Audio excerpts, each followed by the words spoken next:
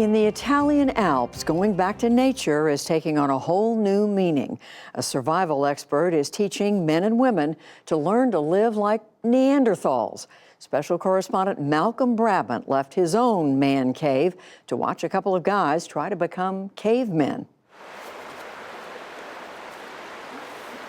Guido Camilla used to be a pastry chef, but he's traded his kitchen for the great outdoors, teaching students how to sustain themselves in the wild.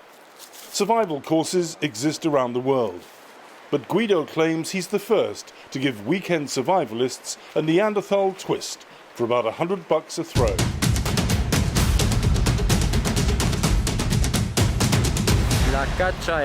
Hunting is one of those things that can go well, but can also go bad. You might not eat anything one day and have lots the next. Every morning you have to think, how are you going to make it to the evening? The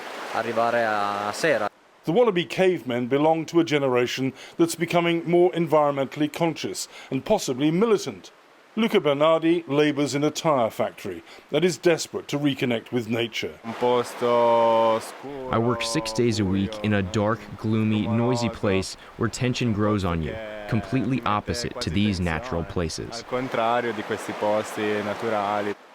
Guido can't be certain that Neanderthals trod this ground 400,000 years ago, but traces of their existence have been found in a nearby valley. And as they were nomads, they might well have treated this very landscape as an all-you-can-eat buffet. Here in the Italian Alps, this is real caveman territory. Now, I realise that there are some people who are going to be slightly disappointed that I haven't dressed up in an animal skin, but not only do I want to preserve my dignity, but I also want to be historically accurate, because there was no way that a Neanderthal would reach my advanced age, and also I'm 2 to 3 times the size of the average Neanderthal, thanks to modern living. Neanderthals needed an abundance of protein, and the river offers one-stop shopping. Guido fashions a fishing line with a cricket on a bone hook as bait.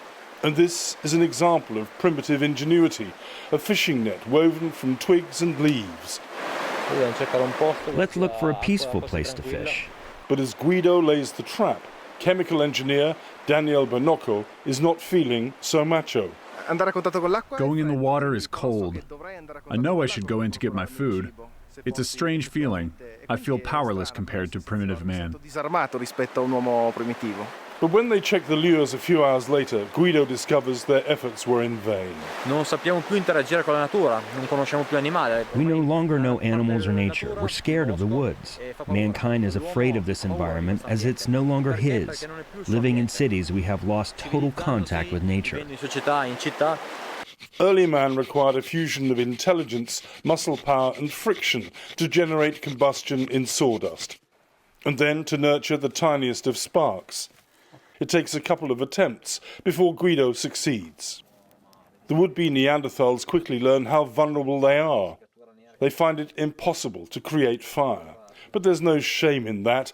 Guido took months to perfect the skill. It's not difficult. It is interesting. In the Neanderthals' world, there was a clear gender distinction. Men would hunt while women performed domestic chores. Their arduous existence meant they required a similar calorie intake to that of a modern athlete. The eggs produced by Guido come from his farm. Organic, of course. Next up, crickets and other grubs. Insects are 80% protein. They're easy to catch. They taste like popcorn. Cereals and hay. Dusk signals the end of the day and the novices' endurance. The terrain has taken a toll on their bare feet, and they've put their shoes back on as they help prepare supper al fresco, a rabbit. This is clearly an Italian fixed menu.